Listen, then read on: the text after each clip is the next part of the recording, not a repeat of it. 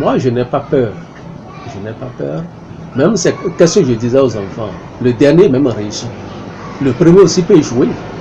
Donc, le reste, il faut demander, j'essaie de demander aux enfants d'être un peu plus conscients. Ils n'ont qu'à essayer de concentrer devant les épreuves, de ne jamais précipiter sur les épreuves, même s'ils ont déjà eu à faire l'épreuve là une fois, de reprendre à zéro cette épreuve-là. Et là, ils vont réussir. Et je disais même, j'ai dit, mais aujourd'hui, celui qui échoue au CPE, il est bête. J'ai un terme, j'utilise ça, je dis, mais il est comme un mouton. Parce qu'aujourd'hui, c'est le système du V, ce qui s'applique à l'université. Malheureusement, on n'applique pas au collège, mais c'est au primaire que nous appliquons. On dit qu'il y a 9 matières et il faut éliminer 6. Donc il faut faire vraiment ton calcul. Et là, tu vas éliminer. Les 2 français, il faut éliminer. Les leçons, il faut éliminer. Les EA, il faut éliminer. Donc le problème se pose seulement au niveau de la mathématique et de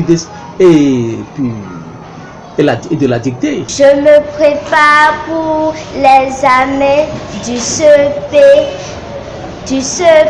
2021 en faisant une fois retourner à la maison. Je prends les activités traitées à l'école.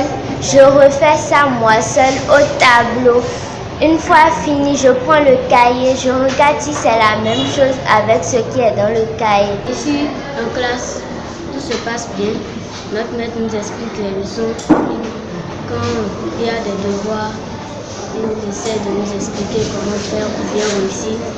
Et on récite les leçons, on traite des exercices. Nous avons des cahiers où nous écrivons des choses pour pouvoir bien les réaliser. C'est un peu comme ça se passe ici. Les parents ont démissionné parce que pour eux, c'était pour rien d'aller chercher l'argent. Mais qu'est-ce que moi j'ai l'habitude de faire? Après une évaluation, j'essaie de voir les enfants qui n'ont pas atteint le seuil de CI jusqu'au CM2. Et j'appelle les parents là, par téléphone. J'envoie une convocation, mais ils répondent. Ils viennent quand même. Il y a quelques-uns seulement qui ne répondent pas. Mais s'ils viennent, nous essayons quand même ensemble d'étudier, d'analyser ce qu'il faut faire. Et je leur dis, nous, nos parents n'ont pas été à l'école. Ils nous ont suivis. Mais vous, vous avez la chance d'aller à l'école. Vous avez des travaux, des métiers qui ne vous permettent pas du tout de suivre les enfants. C'est les répétiteurs, c'est les domestiques. Je dis, mais le répétiteur, il vient à la maison comme il le fait 2 fois dans la semaine, peut-être 1h, 1h30. Mais ça ne suffit pas. L'enfant, vous venez à la maison, vous dites à l'enfant, vous avez travaillé. Il va dire quoi? Oui, nous avons travaillé. Mais le reste, c'est que il faut essayer d'avoir un calendrier. C'est ce que je dis aux parents. Aux parents, je leur demande d'établir un calendrier. Un emploi du temps carrément, un emploi du temps pour les enfants à la maison. C'est-à-dire un emploi du temps, il y aura un temps pour jouer, un temps pour étudier. Si on me disait que l'examen c'était pour la semaine prochaine, oui, je suis prêt à affronter les épreuves qui vont me donner.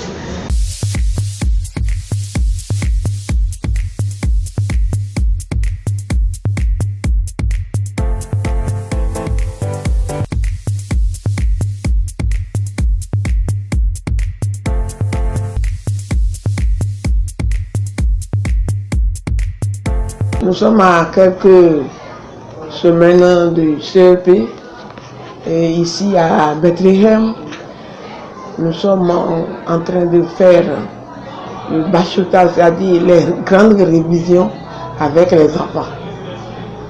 On vient même de terminer un examen blanc interne. On est en train de corriger pour les préparer au CEP de juin prochain. Pour me préparer, je fais les exercices que le maître donne. J'apprends mes leçons. Nous faisons des devoirs sur table et des examens aussi. À la maison, le parent doit suivre l'enfant. Il doit suivre l'enfant. Ce qu'on n'observe pas véritablement dans nos contrées ici. ils ne suivent pas les enfants. Ça nous manque et on le ressent dans le travail.